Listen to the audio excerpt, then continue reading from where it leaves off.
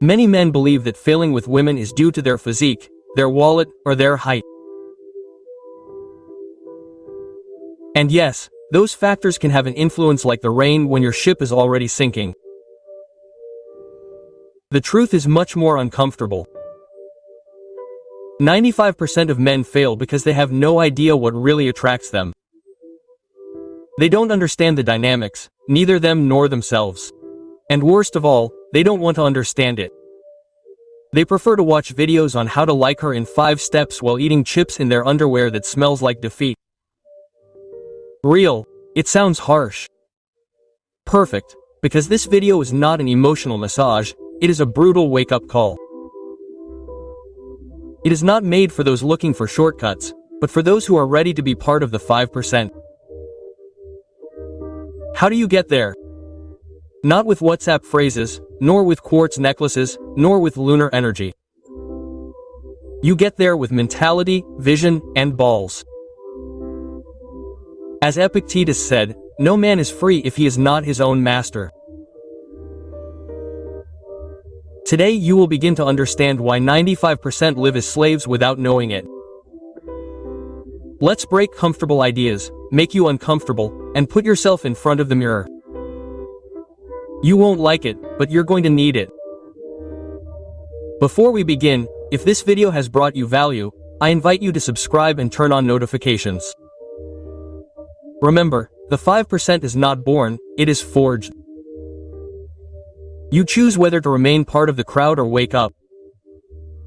Let's get started. Lesson 1. Male self-deception. Most men who fail with women do so not because of a lack of opportunities, but because of the excessive stories they tell themselves. They believe they are intelligent, mature, and different, when in reality they are just well trained in justifying themselves. The enemy is not her, nor Tinder, nor modernity. The enemy is the internal story that keeps you comfortable and alone. That story begins like this: I am a good guy. Sooner or later someone will value me. It sounds noble. It also sounds like something you repeat while you serve yourself another helping of frustration and self-deception. Being good is not enough. In fact, being good without direction only makes you invisible. If your only card is that you're not like everyone else, you've already lost. Women don't want an emotional resume, they want an emotional experience. Another favorite phrase. I'm focused on me, that's why I don't insist. Translation. I'm afraid to take action and I hide behind my weak spirituality. The man who is truly focused on himself doesn't advertise it every 10 minutes like it's a marketing campaign. He just moves and attracts from there. Then there's the classic. I don't want to force anything. Perfect. So keep waiting for the woman of your dreams to read your mind, walk across town, knock on your door and say, hello. I felt your masculine vibe from the other block and decided that was you. Yeah, right. And then you wake up. As Epictetus said, it's not the things that disturb us, it's the opinion we have of them. You're not rejected, you're trapped in a victim narrative with a good addiction. Changing your destiny means first changing your internal dialogue. Because if your mind is programmed to lose, not even the best advice can save you. And no, this is not an attack, it is an invitation to see yourself more brutally, to stop talking to yourself as if you were made of glass, because the softer you treat yourself, the harder life will be with you. The world has no time for your excuses and neither do women. Identify a single phrase that you constantly tell yourself to justify your inaction. Write it down, write it out loud and now replace it with one that makes you uncomfortable, but gets you off the couch. Because that small mental shift can open the door that you have been knocking on for years with excuses. The following choice will show you what you have been carrying since you were a child and you still do not know it. Brace yourself. This is going to hurt, but it will heal. Lesson 2. The 3 most dangerous lies that have been sold to you since you were a child. Since we were children, our heads were filled with phrases that sound nice, but sabotage your life without you realizing it. It was not with bad intentions, it was with well-intentioned ignorance. The problem is that those phrases stuck there, functioning like mental viruses that today condition how you behave with women. The first little gem is, if you are yourself, someone will love you just the way you are. Sounds nice, of course. Does it work? No, because if that self is insecure, passive, lacking vision or energy, then that is what you are offering. Being authentic does not mean staying stuck in your current version, it means evolving without ceasing to be you. But evolving, if you would not choose yourself, why would someone else? Another magic phrase, love comes when you least expect it. Perfect. So, sit there with the app open, dreaming that someone will run into you in the supermarket. That idea puts you in passive mode, and a passive man only attracts opportunities for others to take them. Love does not just come, it is built. And if it comes alone, it usually goes away just as quickly. And the favorite of many, women look for the right man, not the most handsome or successful one. Sure, and unicorns exist, but they are busy these days. The reality is that women don't choose with Excel, they choose with emotion. And if you don't generate emotion, you may be the most invisible right guy on the planet. These phrases aren't just dangerous, they're convenient. They give you a perfect excuse not to act. They make you feel special without making you valuable. But be careful, special does not equal irresistible. Being special just means you have a sad story with good grammar. CNC said, "It's not because things are difficult that we don't dare, it's because we don't dare that they are difficult." You cling to these ideas because they are easy, because they don't make you uncomfortable. But therein lies the problem. If your mind is programmed with phrases of comfort, your life will be a permanent comfort. Write down the phrases that you have repeated the most in your love life, one by one. And now write next to them the realistic version, not the Disney one. That difference is the crack through which you will begin to rebuild yourself. In the next lesson, you will discover the mistakes that automatically sabotage you. You will not like it, but you did not come to like it, you came to wake up. Lesson 3. Mistakes that 95% of men make. Failing with women is not always because you did something wrong. Many times it is because you repeat the same thing as everyone else, believing that it is right.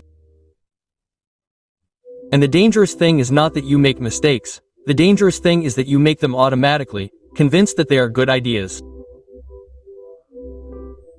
One of the most common mistakes is wanting to fall. Okay, be nice, be available, be cool. All in the hopes that she'll say, "Wow, what a nice guy, I want him forever." The reality is that when a man seeks to please at all costs, he transmits lack, and the lack smells from miles away. Another classic is overthinking, analyzing every message, every reaction, every emoji, as if you were deciphering a nuclear code. That over-intellectualization disconnects you from action, and action, although imperfect, always puts you ahead of the one who was thinking. Thinking doesn't make you fall in love, presence does. There's also the mistake of hiding your intention. You approach as a friend, you talk as a friend, you act as a friend, and then you get frustrated because he treats you like a friend. Surprised. You shouldn't. You're not in the friend zone, you're in the theater, and on top of that playing the most boring role. Then comes the mistake of giving without measure. Gifts, favors, attentions, expecting something in return that was never negotiated. You call it generosity. But if it hurts when it's not valued, it wasn't generosity, it was emotional investment with disguised expectations. And that's not seductive, that's pressure. And the worst of all, waiting for signs to act, as if she has to give you permission with a TikTok choreography to get you going. If you're waiting for clear signals to move, you're no longer leading, you're reacting, and no one wants an emotional follower. Marcus Aurelius wrote, "The happiness of your life depends on the quality of your thoughts." And if your thoughts are filled with need, fear, and external validation, you already know how the story is going to end. Identify just one of these mistakes that you're repeating. Don't deny it, don't disguise it. Observe it mercilessly, and in your next interaction do the exact opposite, even if it makes you tremble all over, because that's where real change begins. In the next lesson, we're going to see what men do differently who not only attract, but make themselves impossible to ignore. And trust me, it's not luck, it's system. Lesson 4. What do the 5% of men who really get the game do? There are men who walk into a room and no one notices them. And there are others who haven't even opened their mouths and already have attention. What's the difference? It's not the clothes, it's not the hairstyle, it's not how many alpha phrases they've memorized, it's presence, energy, and that can't be bought, it's built. The 5% guy doesn't need to impress, he doesn't spend his time explaining his value, he doesn't try to be liked. He goes in, he stands his ground, observes, and decides. Because while the 95% come to see if they'll be chosen, the 5% come to see if they choose. That difference changes everything. And it's not arrogance, it's internal certainty. The 5% guy doesn't doubt his value because he already lives it in his day-to-day life. He doesn't say it, he demonstrates it, and because he demonstrates it, he doesn't have to sell it. He projects it without words, he transmits it effortlessly. This guy is not a slave to the result. If it goes well, perfect. If not, it's also because he's not there to win something. He's there because he already feels like a winner before the game even starts. That, curiously, is what makes him more desirable. He doesn't need it, and that's why he's attractive. He's also not in proofreading mode. He doesn't analyze women, he doesn't judge them, he doesn't try to fix them, he observes them, filters them, and if they don't suit him, he moves on without drama. While you're juggling to fit in, he just stands his ground, and if she doesn't choose him, he doesn't break. He appreciates the filter. Marcus Aurelius said, "Everything we hear is an opinion, not a fact. Everything we see is a perspective, not the truth." The 5% man doesn't react to every opinion.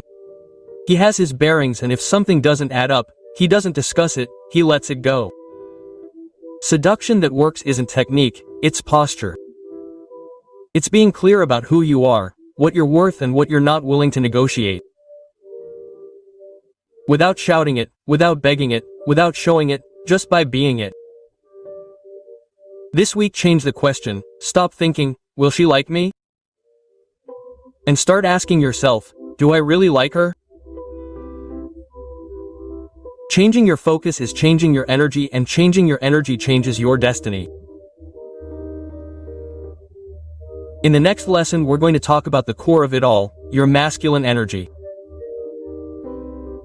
Not the one that disguises itself as toughness, but the one that sustains, decides, and transforms. It's going to hurt, it's going to please you. Lesson 5. The power of real masculinity. Real masculine energy doesn't shout, it doesn't show off, it doesn't impose itself, it's noticeable, it's breathed, and it's respected, not because it wants to attract attention, but because the attention follows her without her having to ask for it. But of course, that's not what they sold you. They told you that being a man meant not crying, being tough, dominating. You bought into the character and ended up acting like a caricature of strength that deep down feels more insecure than a public Wi-Fi. Because masculinity is toughness, direction, decision, presence, holding on to chaos without becoming part of it. A man with masculine energy doesn't need to control everything, he needs to control himself. When emotions run high, he slows down. When the other person explodes, he holds the line. When uncertainty arises, he doesn't run.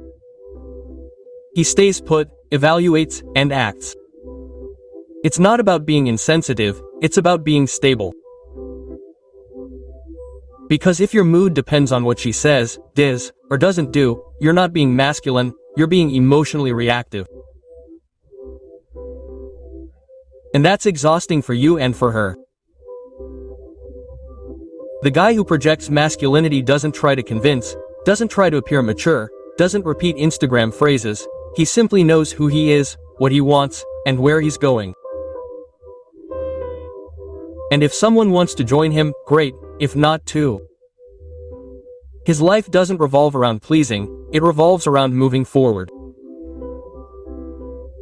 And yes, there are times when he doubts, when he fears, when he doesn't know, but he doesn't get paralyzed, because his foundation isn't in the circumstances, it's in his clarity, in his ability to respond with integrity, even when he has no guarantees. Epictetus said it without embellishment. Don't explain your philosophy, live it. Your energy isn't declared, it's felt. If you have to say you're strong, you probably aren't. If you need to prove that you're a leader, you probably aren't leading or leading your agenda. Masculinity isn't posturing, it's practicing.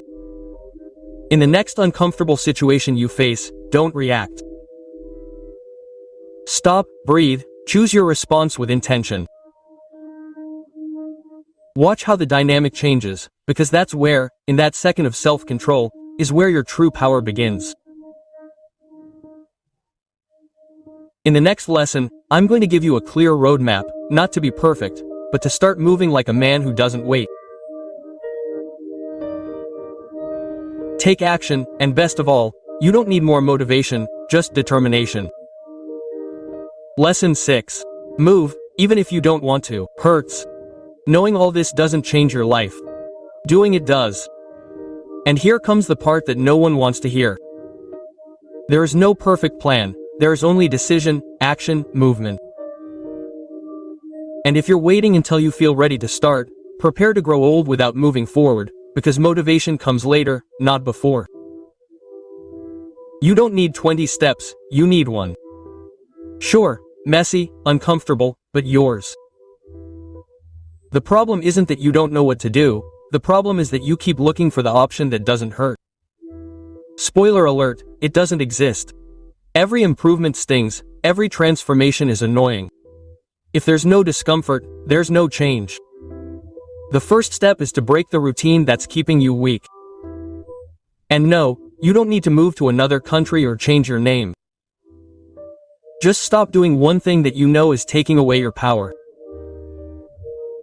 Sleeping in late, talking to that ex who doesn't love you, watching content that makes you feel less. You don't need a revolution, you need a daily fix. Step 2, simplify. Stop consuming information without taking action.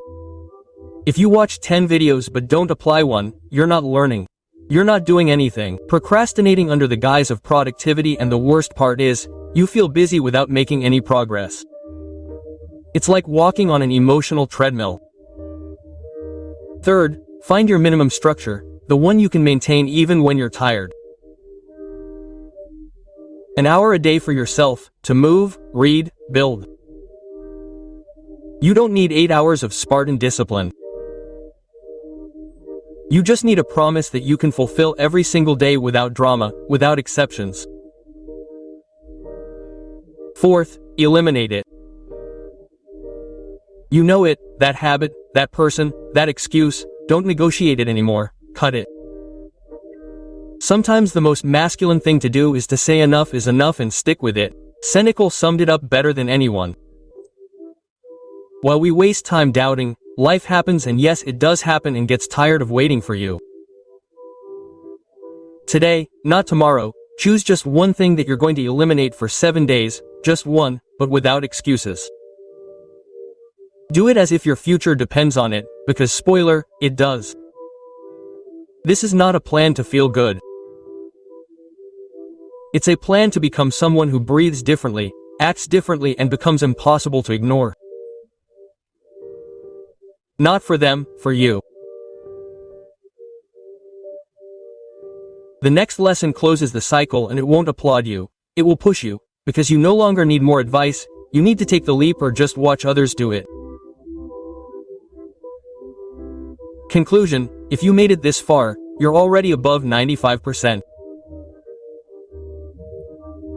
Not because you have all the answers, but because you had the courage to look inward, to question yourself, to get uncomfortable. That already separates you from the crowd, because most people don't change because they don't want to see. You saw it. Now it's your turn to act. I want you to tell me in the comments what made the most noise for you, what lesson hit you the hardest. Writing it down isn't just sharing, it's recording it in your head. Do it. And if this video helped you, shook you up, or woke you up even a little, subscribe and hit the bell. Not out of ego, or out of commitment to yourself, because here you won't find soft phrases, you'll find truths that sometimes hurt, but always push. I recommend that you watch the video I'm leaving here next to it. It will complement what you just experienced with tools. Even more precise. Don't stop now. Take advantage of this momentum. Remember, no matter where you are today, if you decide to move, everything can change. And even if you don't see immediate results, you are already planting something different. You weren't born to crawl, you were born to walk firmly. And if you decide to do it, I'll see you at 5%.